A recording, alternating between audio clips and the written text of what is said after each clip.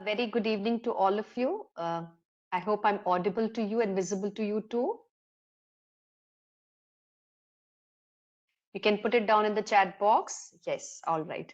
Let me also share my screen. Um,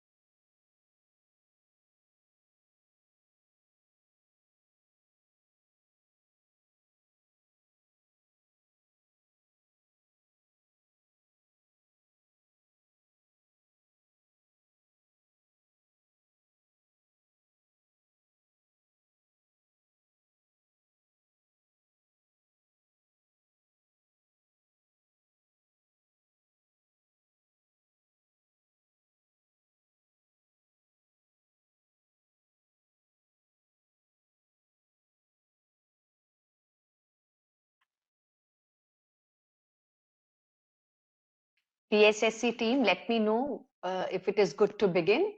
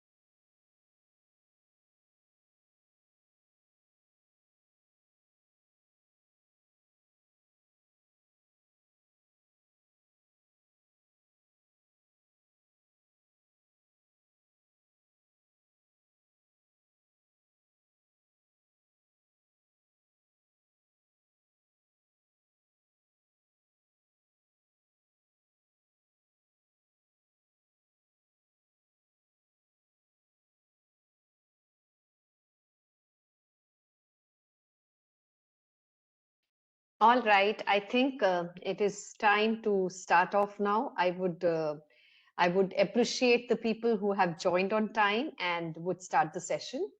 Today's session is an interesting topic once again, and it will be a good learning for each one of you as we talk about teaching and learning styles.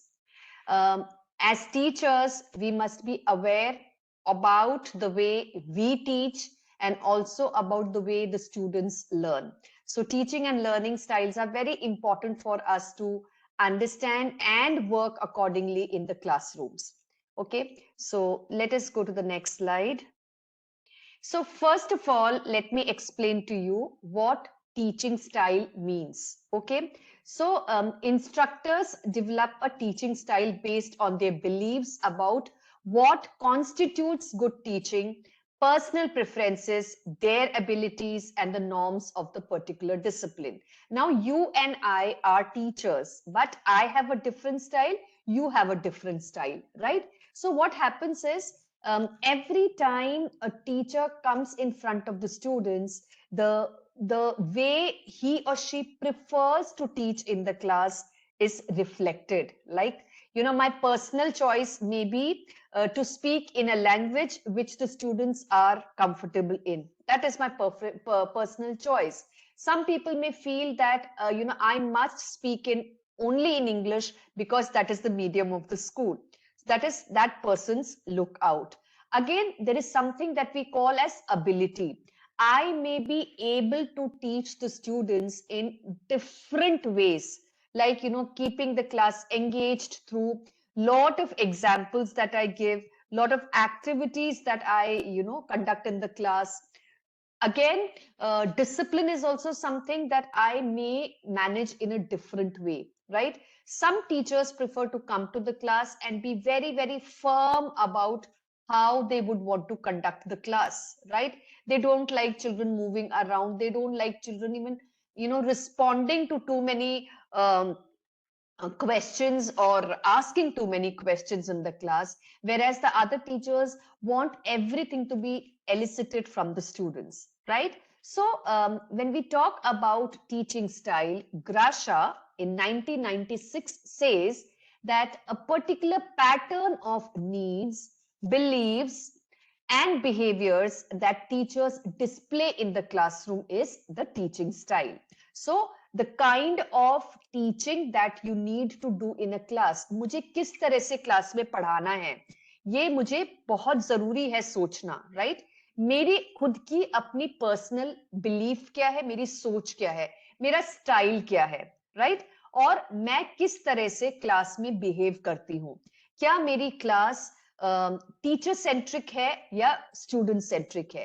Teacher centric का क्या मतलब है? सब focus teacher के पे होना चाहिए, और स्टूडेंट सेंट्रिक होता है जब पूरा फोकस स्टूडेंट्स के ऊपर होता है, right? So some believe classes should be teacher centred, where the teacher is expert and authority in presenting information. जो मैं बोलता हूं वही आपको सुनना है, ये टीचर सेंटर्ड या टीचर सेंट्रिक क्लासरूम कहलाता है.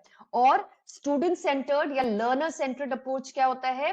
When there is more importance given to how students want to learn, or we facilitate learning through activities which will involve students to be part of the classroom, right?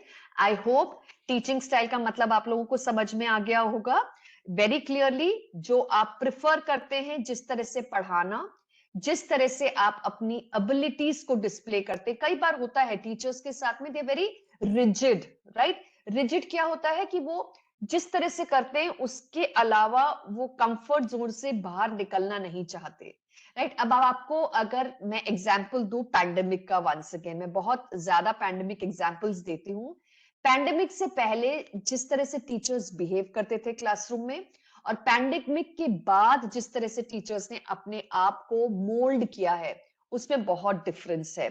Difference इसलिए भी है क्योंकि pandemic से पहले कई classrooms में ऐसे होता था कि टीचर्स जो है खड़े हो जाते थे या बैठ जाते थे और एक लेक्चर मोड में ज्यादा पसंद करते थे पढ़ाना, राइट? और इससे क्या होता था कि ये वन वे कम्युनिकेशन रहता था. कुछ टीचर्स का तरीका होता था बहुत सारी एक्टिविटीज को इन्वॉल्व कराना, तो उसमें बच्चे बहुत एक्साइटेड रहते थे, सीखते बहुत अच्छी तरह से थे. और पैंडेमिक के दौरान क्या हुआ कि हमें अपना वे ऑफ टीचिंग में बहुत सारा मॉडिफिकेशन करना पड़ा. Online teaching can not be simply you know just standing in front of the tutor and students and giving lectures. हमें अपने प्रेजेंटेशन को बहुत मॉडिफाई करना पड़ा, हमें अपने प्रेजेंटेशन को अट्रैक्टिव बनाने की जरूरत पड़ी, हमें अपने प्रेजेंटेशन को इस तरह से करना पड़ा जहां पे बच्चों का इन्वॉल्वमेंट अच्छे से हो, right? So there was a change. और पोस्ट पैंडेमिक क्या हुआ कि हमें ऑनलाइन और ऑफलाइन दोनों में कंफर्ट होने के कारण हम दोनों वे में पढ़ाने लगे। ऑफलाइन टीचर्स भी ऑनलाइन सपोर्ट के साथ आजकल पढ़ाते हैं, जिससे कि लर्निंग बहुत इंटरेस्टिंग, इजी और कन्वीनियंट हो गई है। Right now teaching style spectrum अगर हम देखें तो मैंने जैसे बताया, एक है टीचर सेंटर्ड और एक है student centred. Right teacher centred कैसा होता है, जहां पे ज्यादातर लेक्चर मोड में ट्यूटर्स पढ़ाते हैं। अथॉरिटेटिव स्टाइल होता है जहां पर वो बच्चों को फ्रीडम कम देते हैं इंटरफियर करने के लिए। अगेन डेमोन्स्ट्रेटर और कोच स्टाइल भी होता है। मैं कुछ दिखा रही हूं, आप चुपचाप बैठ के देखिए, आपको इसमें इन्वॉल्व नहीं होना है, बस आपको देखना है। This is a demonstrator. Coach भी कैसा होता है कि मैं आपको जो बताऊंगा उसके अलावा आप नहीं कर सकते हो। अब हाइब्रिड और ब्लेंडेड स्टाइल क्या हो गया? Hybrid is combination of both. Right combination of both. It can be when we say offline and online का कॉम्बिनेशन भी हो सकता है। Blended in the way wherein teacher is giving a lot of importance to what he or she wants to say and also involving students. Facilitator और activity style, अब जैसे जैसे हम आगे बढ़ रहे हैं वो स्टूडेंट सेंटर्ड होता जा रहा है। टीचर एज अ फैसिलिटेटर क्या होता है? टीचर कई सारी चीजें बच्चों को बताते हैं और उनको समझकर उस बात को आगे करना पड़ता है। जैसे कोई एक्टिविटी करा रही है तो उसमें कई सारे इंस्ट्रक्शंस हैं, इंस्ट्रक्शंस को फॉलो करते हुए बच्चों को अपना काम करना है, जिसमें दोनों चीजें हैं, टीचर का कंट्रोल भी है और स्टूडेंट को अपने आप करने का फ्रीडम भी मिलता है। डेलीगेटर और ग्रुप स्टाइल, यहां पर teacher is a delegator. Delegator का मतलब है आप अपनी जो भी बच्चों से एक्सपेक्टेशंस रखते हैं उसको आपने इंस्ट्रक्शन के फॉर्म में बच्चों को डेलीगेट कर दिया। अब आप वहां पर बैठकर या घूमकर बच्चों का परफॉर्मेंस चेक करते हैं। ग्रुप एक्टिविटीज में क्या होता है, आप एक लीडर बनाते हैं, 4-5 बच्चे उस टीम के मेंबर्स होते हैं, आपने एक इंपॉर्टेंट क्वेश्चन को पोज किया, बच्चों को आपस में डिस्कस करके उसका रिस्पॉन्स ढूंढ करके आपको पहुंचाना है। अब इसमें क्या हुआ, आपने क्वेश्चन इस तरह से प्लांट किया है क्लास में जो कि आपके कंटेंट से रिलेटेड है। राइट स्टूडेंट्स अपने ग्रुप में हर एक के पॉइंट ऑफ व्यू को अंडरस्टैंड करते हुए उसका जवाब ढूंढते हैं। तो क्या होता है कि there are lot of points which are collected and that can be shared with the class. Now, every group has their thought processes. Some are common, some are unique, right? ये unique points जब teacher note down करके board पे डालता है तो you come to know that everything has come out from the students end and teacher has exactly tried to mold the class in that particular way. Right inquiry based style क्या होती है, जहां पर सवाल पे सवाल आते हैं। टीचर ने एक क्वेश्चन किया और उस क्वेश्चन से related multiple questions are part of that understanding. Right तो अगर आपको एक चीज को फाइंड आउट करना है तो उससे रिलेटेड कई सारे पॉइंट्स को भी आपने लेवल पे बैठकर उसको डिस्कस करना, उसको फाइंड आउट करना काम पड़ता है। cooperative style, when there is a lot of cooperation between groups in the class and the facilitation that the teacher is giving. तो आप देख रहे हैं कि टीचर सेंटर्ड से हम धीरे धीरे जब स्टूडेंट सेंटर्ड की तरफ अप्रोच करते हैं तो हमारा स्टाइल ऑफ टीचिंग ही बदल जाता है। Right so now let us talk about different styles. जो मैंने अभी बोला उसी से रिलेटेड स्टाइल्स को हम डिस्कस करेंगे, हर एक के प्रोज और कॉन्स के बारे में भी बात करेंगे। Right The first one is the authority or lecture style. Authority or lecture style क्या होता है? The authority model is teacher centered and frequent entails lengthy lecture sessions or one-way presentations are part of it, right? Students are expected to take notes और absorb information. चुपचाप बैठकर आप note बनाइए या सुनते रहिए। इधर क्या होता है कि जनरली ये कहां पर होता है ना, प्रोज एंड कॉन्स में हम समझेंगे कि this style is acceptable for certain higher education disciplines and auditorium settings with large group of students. जब बहुत बड़ा ग्रुप ऑफ स्टूडेंट्स होता है या जैसे हम ऑनलाइन में वेबिनार कंडक्ट करते हैं, जैसे अभी भी अगर आपको क्वेश्चन करना है तो आपको चैट बॉक्स में डालना है, और वो चैट बॉक्स में जो सवाल है उसको मुझे अपने टाइम के हिसाब से जवाब देने की कोशिश करना है while the session is going on. So जब नंबर्स बहुत हाई होते हैं तो responding to multiple questions while the session is on is difficult, right? So pros में ये है कि बड़े क्लासेस में और ऐसे सब्जेक्ट्स के साथ जहां पर कि लेक्चर मेथड पॉसिबल हो, फॉर एग्जांपल हिस्ट्री, राइट, जहां पे मेमोराइजेशन, की फैक्ट्स, डेट्स, नेम्स वगैरह ज्यादातर फैक्चुअल चीजें हैं जिसमें ज्यादा चेंजेस नहीं है, उसके बारे में डिस्कशन होता है। कॉन्स क्या है इसमें? जो नेगेटिव पॉइंट इसका ये है कि it is a questionable model for teaching students because there is little और no interaction with the teacher. अब आप समझ लीजिए कि बहुत सारे स्टूडेंट्स, अभी जैसे आज भी मैं सेशन कंडक्ट कर रही हूँ तो you know it's a huge number, मैं वन ऑन वन किसी से कनेक्ट नहीं कर सकती हूँ, वन ऑन वन में किसी के सवाल का जवाब भी नहीं दे सकती हूँ। It is the common questions which come up in between that I can answer. So authority और lecture style में ये difficulty क्लासरूम सेटिंग में देखी जाती है, जहां पे टीचर्स बच्चों के साथ डायरेक्टली कहीं पे भी इन्वॉल्व नहीं होते, इंटरैक्ट नहीं करते हैं।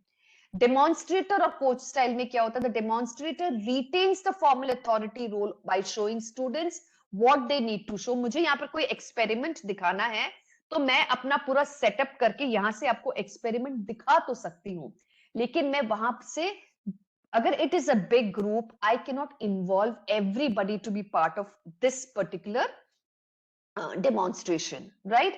The demonstrator is lot like the lecturer, but their lesson includes multimedia, presentations, activities and demonstrations. थोड़ा सा फर्क हो जाता है अगर मैं किसी एक्टिविटी को आपको करके दिखा रही हूँ या किसी आपके सामने कुछ प्रेजेंटेशन करके दिखा रही हूँ, कोई भी तरह का एक्सपेरिमेंट करके दिखा रही हूँ, तो बच्चों में इंटरेस्ट सिर्फ सुनने से ज्यादा होता है, because here what they see is what they learn, right? इसमें thinking भी involved होती है। subjects like math, science, music etc can be part of demonstrative। Teacher ने एक राग गा के सुनाया, बच्चों ने उसको कॉपी करके वापस सुनाया। so this is something where interaction is happening, but again if it is a very huge group तो एक एक से टीचर नहीं करा पाता है। Pros है, this style gives teachers opportunities to incorporate a variety of formats including lecture and multimedia presentation। यहाँ पे lecture और presentation के through teacher सिखाता है। Cons क्या है? Although it's a well suited for teaching mathematics, music, physical education or art and craft, it is difficult to accommodate students individual needs in a larger classroom। छोटे group में है तो successful हो सकता है, पर एक बड़े ग्रुप में इसको कंडक्ट कराना मतलब again interaction will be less. facilitator or activity style. Now facilitators promote self learning and help students develop critical thinking skills and retain knowledge that leads to self actualization। जैसे जैसे हम आगे बढ़ रहे हैं, देखिए फैसिलिटेटर, ऐसा टीचर अगर फैसिलिटेटर है तो कई सारी चीजें वो बच्चों को बताता भी है और उनसे करा कर भी लेता है, right? Activity is done after teaching is completed, some of the points are shared with the children and then they are expected to explore and find a solution, right? इस style of teaching में क्या होता है कि students can ask a lot of questions, lot of skills are developed and finding solutions or answers through exploration is possible। और science जैसे subject के साथ, जहां पर साइंस और similar to science kind of subjects, जहां पर की परफॉर्मेंस करा के दिखाते हुए, परफॉर्म करते हुए कुछ चीजें को सिखाया जाता है जहां पे सवाल जवाब हो सकते हैं। कौन से? Challenging teachers challenges teachers to interact with students and prompts them towards discovery rather than lecturing facts and testing knowledge through memorization। अब यहाँ पे आप दिखा सकते हो, पर पॉइंट वाइज अगर बच्चों से अगर आपको फैक्चुअल वे में सीखना है तो वो थोड़ा सा डिफिकल्ट हो जाता है, क्योंकि क्या बच्चा देख रहा है और क्या समझ रहा है वो क्लैरिटी थोड़ी सी कई बार कम हो जाती है, unless I have given enough of written instructions and enough of written solutions after I have completed the activity, right? Delegator or group style क्या होता है? The delegator style is best suited for curricula that requires lab activities such as chemistry or biology, or subjects that warrant peer feedback like debate and creative writing. अब क्या होता है कि group activity में again issues क्या है? Issues ये हो जाता है कि जो ग्रुप का लीडर है वो ग्रुप को कंट्रोल करता है। इसमें कई बार ऐसा होता है कि कुछ साइलेंट ऑब्जर्वर स्टाइल के बच्चे भी होते हैं जो कुछ नहीं कंट्रीब्यूट करते हैं, और कुछ लोग बहुत ज्यादा इन्वॉल्व होके कंट्रीब्यूट करते हैं। This is the con that I would say. और प्रोज में क्या होता है, क्योंकि इंक्वायरी बेस्ड होती है और teacher is more like an observer and students are performing here based on the instructions given, तो थोड़ा सा इंटरेस्टिंग हो जाता है लर्निंग, राइट? कॉन्स में एक और चीज है कि ट्रेडिशनल टीचर जो लेक्चर मोड में पढ़ाता है उसके लिए ये ग्रुप वाली एक्टिविटी बिल्कुल भी कंफर्टेबल नहीं होती, क्योंकि he traditional teacher is an authority figure who wants to control what he's doing in the class, right? Hybrid or blended style follows an integrated approach to teaching that blends the teacher's personality and interest with the students needs and curriculum appropriate methods. अब यहाँ पे क्या होता है, inclusive classroom होता है। Teacher अपना भी कई चीजें बच्चों को समझाने का प्रयास करता है और बच्चों को साथ में इन्वॉल्व भी करता जाता है। इधर क्या होता है कि students can demand what is to be taught in and again in a style which they are comfortable in, right? So class में टीचर जो है टेलर मेड सेशंस कंडक्ट कर सकता है, looking at the kind of students he has in the class. The teacher can try to use technology or techniques in such a way that everybody can be part of that learning. Hybrid learning में क्या problem होती है कि lot of things are part of learning, and teachers को खुद भी बहुत ज्यादा ध्यान रखना पड़ता है कि students are being part of it. Distinct personality होनी चाहिए टीचर की to identify what kind of students are there, and cannot forget that teaching can take a different turn if the objectives are not kept in mind while teaching. कई बार होता है excitement में teacher थोड़ा और बच्चों की बातें सुनकर उनके ही फ्लो में निकल जाता है, तो आपका जो करिकुलम है वो थोड़ा सफर कर सकता है। Inquiry based style and cooperative style, this student centered learning style encourages independence, autonomy and hands on learning, with students leading the way and receiving guidance from the teachers. Again, teacher यहाँ पे guide की तरह होता है, information देता है और उनसे और find out करने को बोलता है। For example, अगर आप बोलते हैं बच्चों को कि मुझे आप लोग एक डेटा कलेक्ट करके बताइए जहां पर कि आप ये फैक्ट्स ढूंढ के लाएंगे, तो बच्चों का ग्रुप बनाया जाता है, बच्चों को टास्क दिया जाता है, बच्चे अलग अलग जगह पे जाके इंफॉर्मेशन गैदर करते हैं, उसको प्रॉपर प्रेजेंटेशन मोड में डालते हैं और टीचर के साथ में शेयर करते हैं।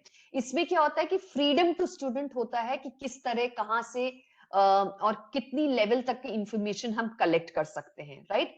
Either teacher is more like a guide. Here the teacher is giving a lot of freedom to students to find out information and share. यहाँ का cons में सिर्फ ये है कि अगर कोई बहुत क्वाइट बच्चा है, इंट्रोवर्ट बच्चा है, या बहुत ज्यादा उस ग्रुप में डिक्टेट करने वाले स्टूडेंट्स के साथ इन बच्चों को डाल दिया जाता है, तो इनको चांस नहीं मिलता है unless there is an interference from the tutors end, and teacher actually बच्चों के ग्रुप में भी पेयरिंग कर देती है कि भाई ये बच्चे का पेयर इस बच्चे के साथ होगा, so he has to make sure that both are contributing. So if there are 6 students, there are 3 children who are on the leader's role and 3 are who are on the support role. तो इस तरह से क्या होता है कि बच्चे सारे के सारे इन्वॉल्व हो सकते हैं। Cooperative learning is a student-centered approach that focuses on group work and social growth. यहाँ पर generally क्या होता है कि ये भी inquiry based होती है. यहाँ पर tutors socially, social impact of teaching का ध्यान रखते हुए ऐसे assignments बच्चों को देते हैं जहां पर उनका social connect भी हो, लोगों से मिलना, लोगों से find out करना, लोगों के कामों को देखकर समझना और फिर रिपोर्ट बेसिस पे आप अपना ऑब्जर्वेशन को प्रेजेंट करते हो.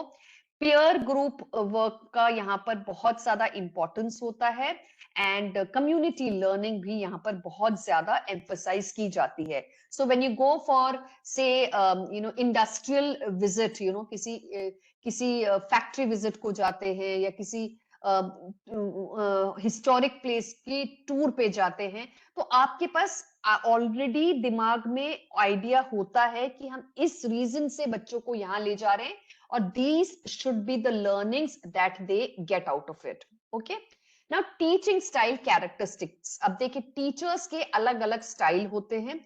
जैसे मैंने आपको पहले बताया कि कुछ लोग स्टूडेंट सेंटर्ड होते हैं और कुछ लोग टीचर सेंटर्ड होते हैं. Now let us understand a facilitator teacher are the architects and steward, and the primary goals are to promote students self direction and intrinsic motivation. यहाँ पर टीचर कोशिश करता है कि बच्चों को मैं सिर्फ फैसिलिटेट करूं, सारा इंफॉर्मेशन ना दूं, बच्चे खुद मोटिवेट होकर यहाँ पर इंफॉर्मेशन को यूज कर सके. A teacher as a conductor is like an orchestrator, जो ऑर्केस्ट्रा में आपने देखा है म्यूजिक देने के लिए वो खाली इशारा करता है और वो उसको समझकर बच्चे, वो फोकल पॉइंट में भी होता है और बच्चे मतलब उस द म्यूजिकल टीम उनको देखकर अपनी क्लैरिटी के साथ अपनी इंफॉर्मेशन को प्रेजेंट करता है.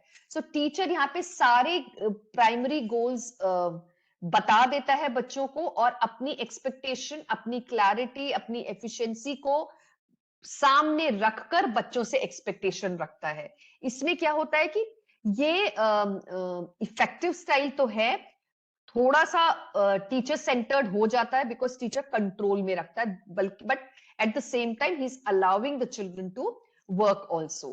Enabler teacher as a passive guide. Teacher बता के चुपचाप बैठकर देखता है कि बच्चे किस तरह से रिजल्ट की तरफ जा रहे हैं. यहाँ पर उनका कंट्रीब्यूशन सिर्फ इंफॉर्मेशन पकड़ाना और उससे रिलेटेड क्वेश्चन का जवाब उनसे लेना है. डोमिनेटर, यहाँ पर टीचर जो होता है बहुत डोमिनेटिंग होता है, अपने बच्चों को फ्रीडम नहीं देता है, जितना बताया उससे अधिक या कम एक्सपेक्टेशन नहीं रखता है. इससे क्या होता है, थोड़ा सा क्लासरूम इनइफेक्टिव हो जाता है, डिसफंक्शनल हो जाता है, टीचर सेंटर्ड बहुत ज्यादा हो जाता है. टीचर सेंटर्ड होना बुरी बात नहीं है, पर उसमें अगर बच्चों को अगर हम फ्रीडम ना दे तो बच्चे फिर रेबल बन जाते हैं, वो आपके साथ ऐसी चीजें करने की कोशिश करते हैं जो आपको पसंद नहीं आता है. So how does a teacher affect the classroom. देखिए एक टीचर एक क्लासरूम को कैसे अफेक्ट करता है. क्लासरूम मैनेजमेंट का जो स्टाइल्स होते हैं उससे ही आप पता कर सकते हो कि आप किस तरह के टीचर हो, राइट. अथॉरिटेरियन क्या होता है, अथॉरिटेरियन वो टीचर होता है जो बहुत ज्यादा सख्ती रखता हो क्लास में, I am the boss kind. Okay, and he will not give freedom to the children because he feels that he said मैंने कहा था ना यही होना है, because I said so you have to do this. यहाँ पे टीचर पनिशमेंट्स को इन्वॉल्व करता है. देन और क्या होता है, रिजिडिटी बहुत होती है. Teacher expect students to be very obedient here, right. And इससे ये होता है कि क्लासरूम में जो बिहेवियर होता है वो टीचर डोमिनेटेड हो जाता है, right. High domination of the teacher and low student exposure, या स्टूडेंट का जो जितना आप उनको एक्सपेक्ट करते हो बच्चों से वो थोड़ा सा कम ऑब्जर्व कर पाते हैं हम लोग. अथॉरिटेटिव टीचर क्या होता है, अथॉरिटेरियन ऐसा होता है जो मतलब कंट्रोल में रखता है. अथॉरिटेटिव टीचर थोड़ा सा स्ट्रॉन्ग होता है बट सपोर्टिव होता है, थोड़ा सा फ्रीडम भी देता है, फ्लेक्सिबल भी होता है, बच्चों को एक्सपेरिमेंट भी करने देता है, but with in the guidelines. इसके बाहर आप नहीं जा सकते हैं। और सेल्फ रेगुलेशन का ध्यान रखना पड़ता है, क्योंकि टीचर कहता है कि देखिए इस हद तक तो मैं आपको सब कुछ करने दूंगा, पर इससे ज्यादा it is not an acceptable thing to do. थोड़ा सपोर्टिव होने के कारण इस टीचर का थोड़ा वार्म बिहेवियर होता है बाकियों के साथ, तो बच्चे ऐसे टीचर्स को पसंद भी करते हैं, because they get some freedom at the same time the teacher is also controlling, right. कुछ टीचर्स होते हैं कंप्लीटली अनइन्वॉल्व होते हैं, उनको कोई मतलब नहीं है।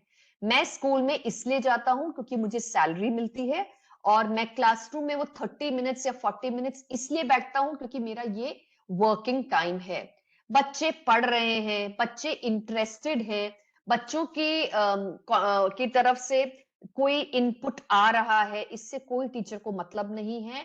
Teacher is present physically but absent when it comes to connecting with students, right?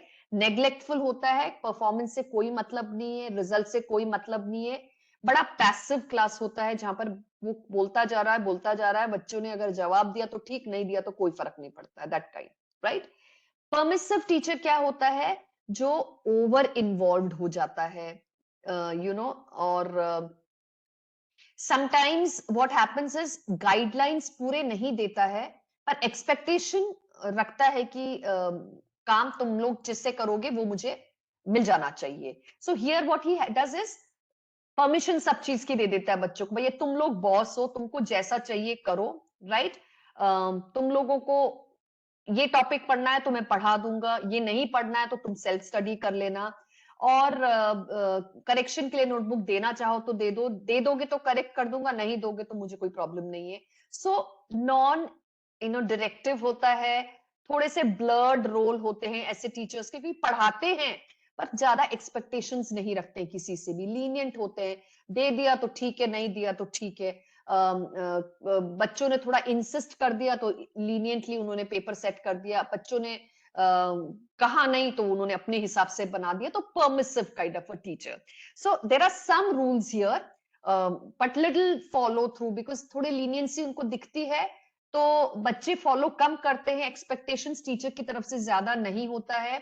Inconsistent behaviour होता है टीचर का, कुछ भी होता है तो चलता है टाइप का बिहेवियर होता है। ऐसे टीचर्स को बच्चे ज्यादा रिस्पेक्ट नहीं करते, क्योंकि उनको पता है कि ऐसे टीचर्स को आप घुमा सकते हैं, थोड़ा बोलेंगे तो सुन भी लेंगे, नहीं बोलेंगे तो उनको फर्क भी नहीं पड़ता है, राइट। सो अथॉरिटेरियन टीचर जो होता है, ऐसे में क्या होता है कि वो टीचर्स बच्चों को कंट्रोल करने की कोशिश करते हैं, अपना पावर दिखाने की कोशिश करते हैं। और अथॉरिटेटिव टीचर जनरली फर्म होते हैं, बट फ्रेंडली भी होते हैं। वो अपने बच्चों से एक्सपेक्टेशंस, हाई एक्सपेक्टेशंस रखते हैं, and very clear what is acceptable, what is not acceptable. Very clearly the tutor is able to express in the class. तो आप देखेंगे कि अनइन्वॉल्व, परमिसिव और अथॉरिटेरियन टीचर्स बहुत होते हैं, बट हमें सबको अथॉरिटेटिव टीचर बनना चाहिए, जो कि बच्चों को मैनेज भी कर सकते, डेमोक्रेटिक भी हो, बच्चों की भी सुने और अपनी भी बच्चों के साथ एक्सपेक्टेशंस रखें।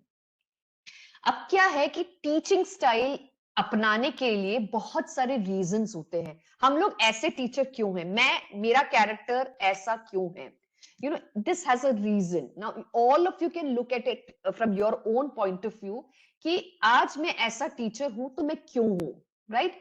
Let us understand that. First of all, career stage factors, क्या होता है ना, जब टीचर एक्सप्लोर करता है अपनी किसी एक जॉब के लिए जाता है, तो वो पहले ये एक्सप्लोर करता है कि मैं कहां पर अच्छे से सेटल हो सकता हूं, that is where I would want to work.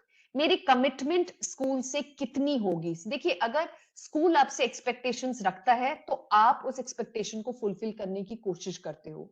School expectation नहीं रखता है तो आप भी लेड बैक हो जाते हो, right. So this is something that you have to understand, that wherever you're working, the career stage factor is very very influential. आप जिस तरह के सेटअप पे काम करते हैं उसका इंफ्लुएंस आप पे पूरी तरह से आता है। करिकुलम फैक्टर्स होता है, किस तरह का सब्जेक्ट पढ़ाते हैं आप, कौन सा सब्जेक्ट पढ़ाते हैं, आपका टीचिंग मेथड क्या है, क्या आप लेक्चर मोड में पढ़ाते हैं या आपको बहुत बोर्ड को यूज करते हुए सॉल्विंग का काम करना पड़ता है, आपके स्कूल में किस तरह की असेसमेंट पॉलिसी है, आप सिलेबस को किस तरह से कंप्लीट करते हैं, किस तरह से ब्रेक करते हैं, these are also part of teaching styles, क्योंकि a teacher has to be balanced। देखिए मेरे को पता होना चाहिए साल की शुरुआत में ही कि मुझे कितना पढ़ाना है, कितने टॉपिक्स कवर करने हैं और इस टॉपिक को कवर करने के लिए मेरे पास कितना समय है, राइट। नॉलेज फैक्टर, अब देखिए हम लोग सब एजुकेटेड हैं, हम लोग सब क्वालिफाइड हैं टीचर बनने के लिए। सो सबने बीएड भी किया होगा, एमएड भी किया होगा, डॉक्टरेट भी ली होगी, परंतु आपको कितनी सब नॉलेज है उस सब्जेक्ट के बारे में। कई बार टीचर जो है अपनी क्वालिफिकेशन अपनी एकेडमिक रिजल्ट तक ही सीमित रखता है। मुझे सब कुछ आता है पर मुझे पढ़ाना नहीं आता, right. I can not connect with students, then whatever I know is of no use, right. So knowledge factor का बहुत फर्क पड़ता है कि मुझे कंटेंट की नॉलेज अच्छी है क्या, मुझे जनरल पेडागोजी पता है कि बच्चों के साथ कैसे कनेक्ट करना, बच्चों तक इंफॉर्मेशन कैसे पास ऑन करनी है, बच्चे किस तरह की लर्निंग में इंटरेस्टेड होंगे, राइट। पर्सनल फैक्टर, मेरा अपना लर्निंग स्टाइल कैसा रहा है। जब मैं स्कूल में पढ़ता था तो मेरे टीचर्स कैसे थे, कई बार आता है मुझे तो ऐसा पढ़ाया था तो मैं भी ऐसे ही मैं भी ऐसे ही पढ़ाऊंगा। समटाइम्स मुझे ऐसा पढ़ाया गया था पर मुझे अपने बच्चों को अलग तरह से पढ़ाना है, वो एक स्टाइल मुझे लानी है। This is something a teacher would try. Professionalism कितना है आपके स्कूल में और आपकी अपनी प्रोफेशनल आइडेंटिटी क्या है। Are you one of those teachers whom everybody looks up to, मतलब क्लास आप स्कूल के क्या वो टीचर हैं जो सब आपको बेस्ट टीचर्स में गिनते हैं because your teaching style is good. Are you the most popular teacher because you have a very good style of teaching. तो वो प्रोफेशनल फैक्टर भी बहुत होता है। कई बार आप अननोटिस्ड होते हैं स्कूल में तो आप में मोटिवेशन भी नहीं होता है कि मैं खूब मेहनत करके बच्चों को अच्छे स्टाइल से पढ़ाने की कोशिश करूं, राइट। और स्कूल का अपना कल्चर कैसा है, स्कूल का अपना स्ट्रक्चर कैसा है, हमारे स्कूल की मैनेजमेंट कैसी है, वो कितना कोऑपरेट करता है, वो कितना सपोर्ट करता है, वो कितना एक्सपेक्ट करता है। These are all influential factors responsible for your teaching style. So how am I as a teacher, मैं कैसा टीचर हूं, अपने आप से ये सवाल पूछ के देखिए इस वक्त। क्या मैं रिस्पॉन्सिबल टीचर हूं? Do I cooperate with my staff, my peer teachers and the students? Do I have the courage to change my style as and when required? And do I have the self-esteem to work very strongly the way I'm expected to work?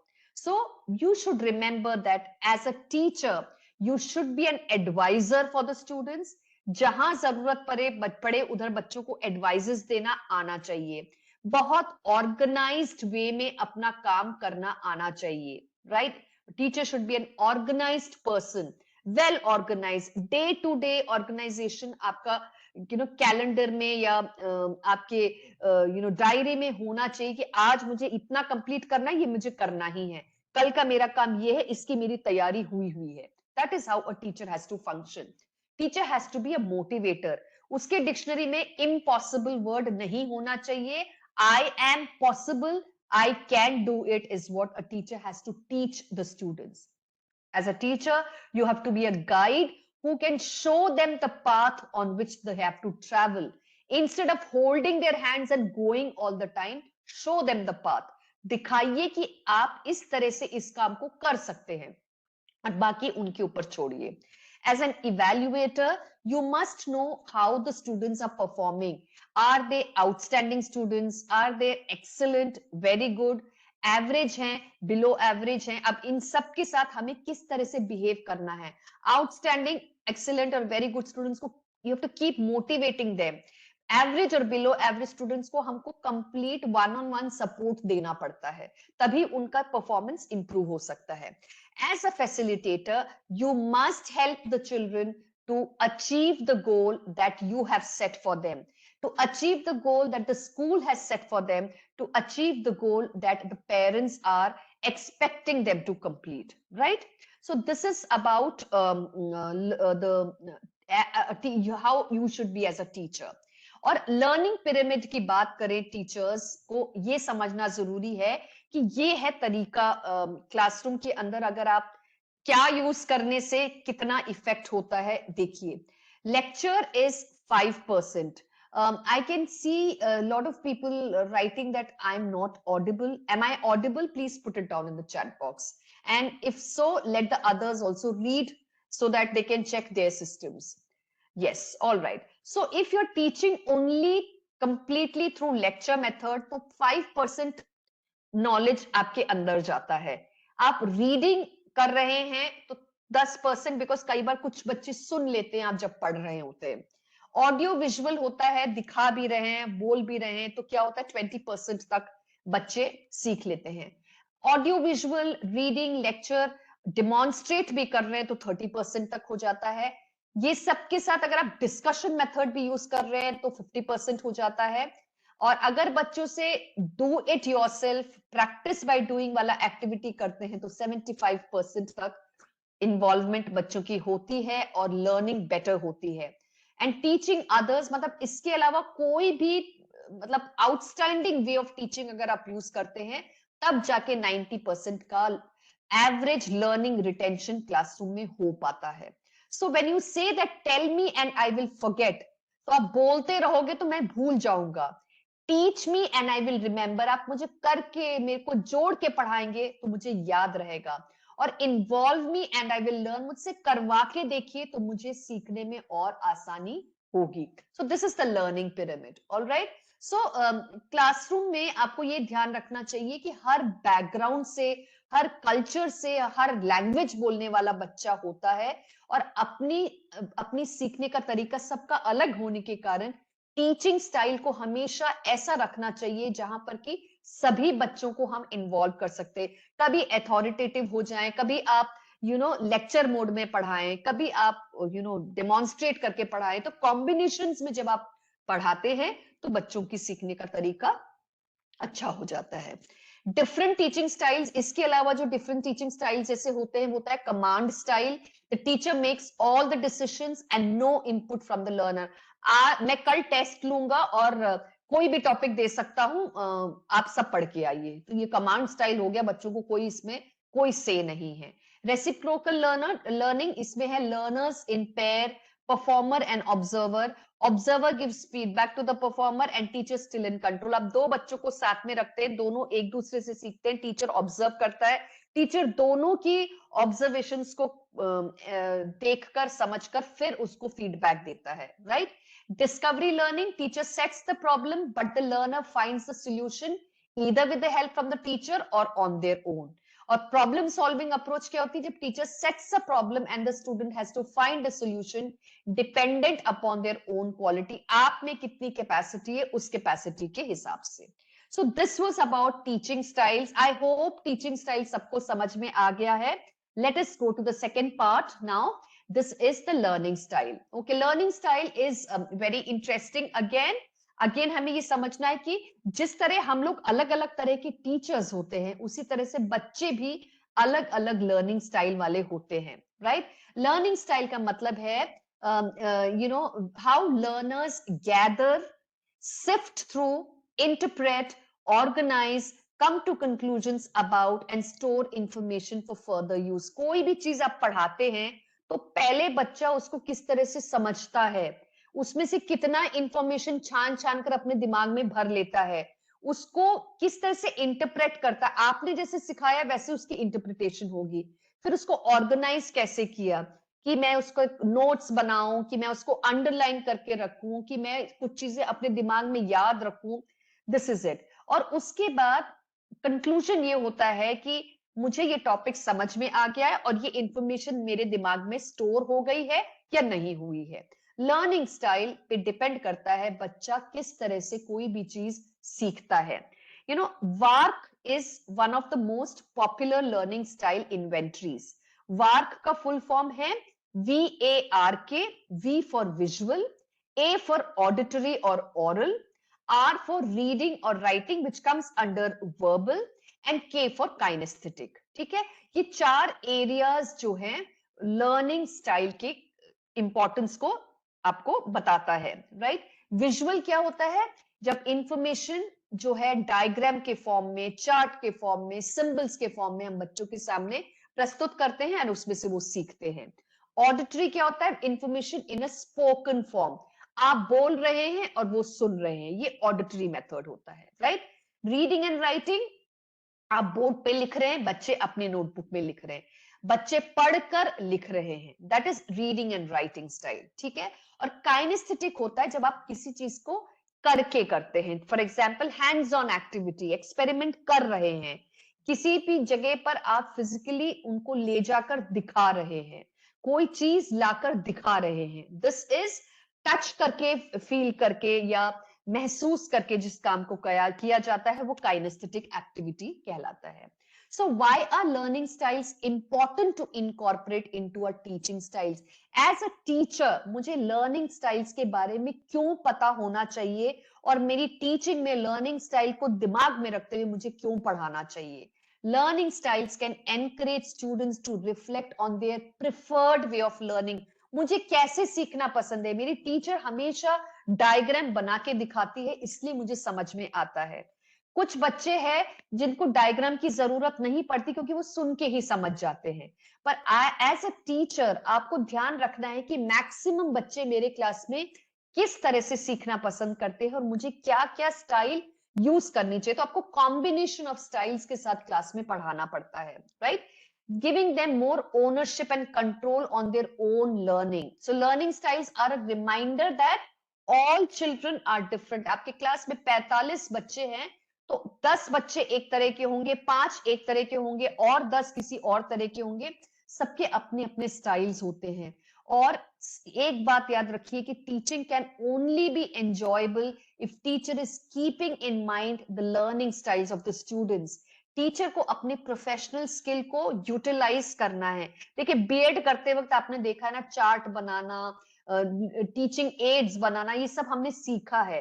कई बार schools में आने के बाद वो कुछ भी हम लोग नहीं करते हैं। क्यों नहीं करते? क्योंकि मेरा स्कूल एक्सपेक्ट नहीं करता है। पर आपको भी पता है और मुझे भी पता है कि अगर पढ़ाई बहुत इफेक्टिवली कराना है तो बच्चों के साथ ऐसी चीजें दिखाना और करना बहुत जरूरी है जिससे लर्निंग बहुत कॉन्क्रीट वे में बच्चों के दिमाग में बैठ जाए, राइट।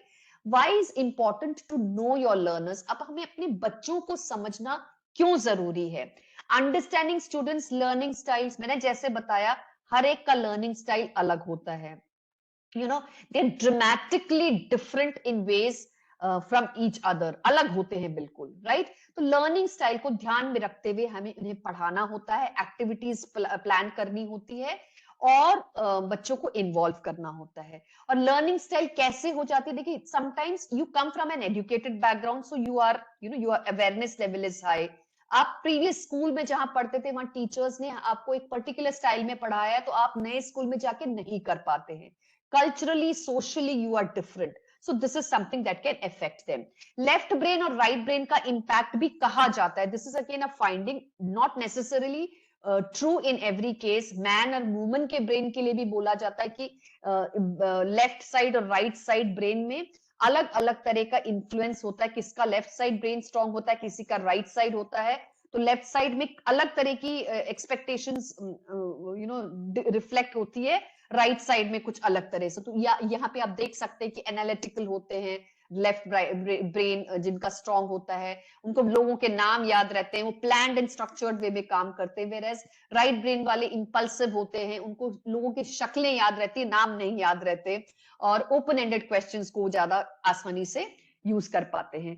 मैं यहाँ पर 8 लर्निंग स्टाइल्स को डिस्क्राइब करने जा रही हूँ। विजुअल, जिससे spatial, auditory, linguistic, kinesthetic, mathematical, interpersonal, intrapersonal और नेचुरलिस्टिक लर्निंग। ओके, सो ये है, देखिए चार्ट बहुत सिंपल वे में एक्सप्लेन्ड है पूरी तरह से। लर्निंग स्टाइल कैसा होता है? विजुअल में बच्चे इमेजेस, पिक्चर्स और कलर्स को देखकर सीखते हैं। ऑरल में यूजिंग म्यूजिक और साउंड। वर्बल में using words in the form of speech और राइटिंग। फिजिकल में using body, hands and touching, kinesthetic, right. और सोशल लर्नर्स कैसे होते हैं? जो ग्रुप में लर्न करते हैं। और सॉलिटरी लर्नर्स जो होते हैं वो अपने आप सेल्फ स्टडी करना पसंद करते हैं, राइट। लॉजिकल लर्निंग और लर्नर्स जो होते हैं वो रीजनिंग करना जानते हैं और लॉजिकल क्वेश्चंस को बहुत अच्छे से आंसर कर पाते हैं। सो this is the different learning style a student can have, right. Visual में क्या होता है, जैसे मैंने बताया, chart, graph, tables, pictures, photographs, visual aids, projectors के थ्रू, और कई बार इवन लैंग्वेज के थ्रू मेटाफर्स को यूज करते हुए। देखो ये बहुत एग्जांपल बढ़िया सा दिया है, the battlefield was a sea of death. आप उसको पिक्चराइज करिए दिमाग में, तो बच्चा इस तरह की लर्निंग में बहुत इंटरेस्टेड होता है।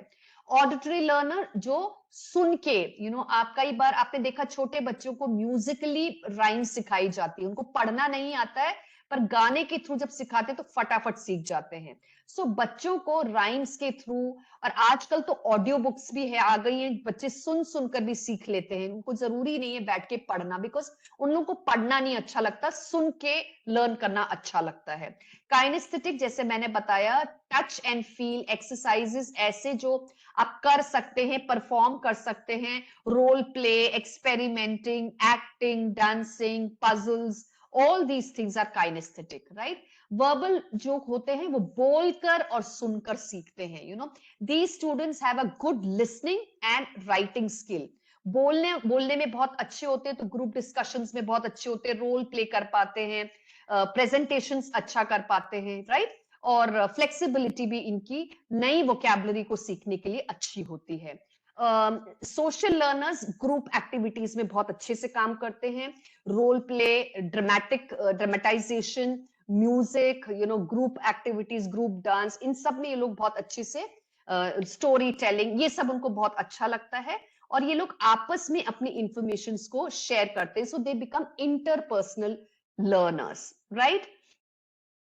एनालिटिकल और मैथमेटिकल लर्नर्स वो होते हैं जो एनालिटिकल माइंड वाले होते हैं, लॉजिकल वर्क में बिलीव करते हैं, पजल्स को करना, प्रॉब्लम सॉल्विंग करना उनके लिए बहुत इंटरेस्टिंग होता है, फैक्ट्स एंड फिगर्स के साथ काम करना, एबेकस के साथ काम करना, ये सारी चीजें उनको इंटरेस्टिंग लगती है। सोलो लर्नर्स कौन से होते हैं, जो सॉलिटरी होते हैं, मुझे अपने आप पढ़ना है, मैं सेल्फ स्टडी करूंगा, मैं खुद रीड करूंगा, मैं रिपीट कर करके सीखूंगा, ऐसे लोग सेल्फ लर्नर्स कहलाते हैं। ये लोग खुद अपनी टीचर पढ़ा देता है, उसके बाद further learning they do it themselves. ऐसे बच्चों को टीचर्स को मॉनिटर करना बहुत जरूरी है, क्योंकि they will have to be checked whether they are going on the right track, right। और naturalist learners वो होते हैं जो नेचर के टच में रह के सीखना चाहते हैं, outdoor learning, hands on experiment, उनको बाहर ले जाके आप करवाइए, पेड़ के नीचे बैठा के सिखाइए, गार्डन में पढ़ाइए, क्लासरूम के अंदर चार दीवार में बंद करके ना सिखाइए, उनको कुछ भी डू इट योरसेल्फ वाली एक्टिविटीज में बहुत इंटरेस्ट आता है, right. So these were the different kinds of learners that I feel can be used in the class. ठीक है, नेक्स्ट स्लाइड्स में same things I have repeated as examples. Visual learners क्या क्या कर सकते हैं, कलर, जब आप बोर्ड में लिखते हैं तो डिफरेंट कलर्ड पेन से लिख सकते हैं, कलर कोडिंग कर सकते हैं। बच्चों से एक्सपेक्ट कर सकते हैं कि आप इमेजिन दिस करके, you give them a scenario and they have to imagine and speak about it, तो विजुअल लर्नर्स कर पाते हैं। ऑरल लर्नर्स के लिए आप एनकरेज करिए पैर में एक्टिविटी करना, निमोनिक डिवाइसेस जो होता है, जैसे एक्रोनिम्स है, कोडेड वे में बच्चों को सिखाना। जैसे आपने सब सिखा होगा ना, मरकरी, वीनस, अर्थ, मार्स जब सीखना था तो my very educated mother just served us noodles, उसका फुल फॉर्म वैसे हो गया। अब्रिविएशंस में वर्क करना, पीटीओ, वीआईपी, बीबीसी, और आजकल के बच्चे जैसे बोलते हैं G O K, God only knows, these are acronyms that the children use। Verbal learners के साथ आप एक्टिविटीज कर सकते हैं, क्विजेस करा सकते हैं, समरी लिखवाना, नोट्स लिखवाना, all these things can be done by verbal learners, okay। Social learners in a group where they can do role activities, sharing stories, telling stories, these things. Okay, logical learners के साथ में आप उनको problem solving activities दीजिए, critical thinking वाली activities दीजिए, what will happen if करके, तो so they have to think and come up to a solution. That is how conclusions निकालने वाली एक्टिविटीज दीजिए, राइट. काइनेस्थेटिक लोगों को डायग्राम बनाना, ग्राफ, मैप, रोल प्ले कराइए, रियल लाइफ एग्जांपल्स दीजिए, फिजिकल एक्टिविटी दीजिए, then they are map work, right. Presentations banana, all these are kinesthetic learners like to do it. और solitary learners जैसे मैंने बताया खुद करना चाहते हैं, but then you can always ask them to share their observations with you so that you know that they are on the right track, right. Naturalist learners जैसे मैंने बताया उनको बहुत अच्छा लगता है घूम घूम के एक्टिविटीज करना, अलग अलग जगह जाके एक्टिविटीज करना, right. So these were different learning and teaching styles. And before I end, I have this habit of sharing few quotations. Just smile and remember why you wanted to teach. The best teachers are artists who know the science of teaching. Every child has a different learning style and pace. Each child is unique, not only capable of learning, but also capable of succeeding. And every student can learn, just not the same day or in the same way. आप एक ही दिन में सब कुछ नहीं सिखा सकते, कई दिन लग सकते, पर बच्चा सीख जाता है.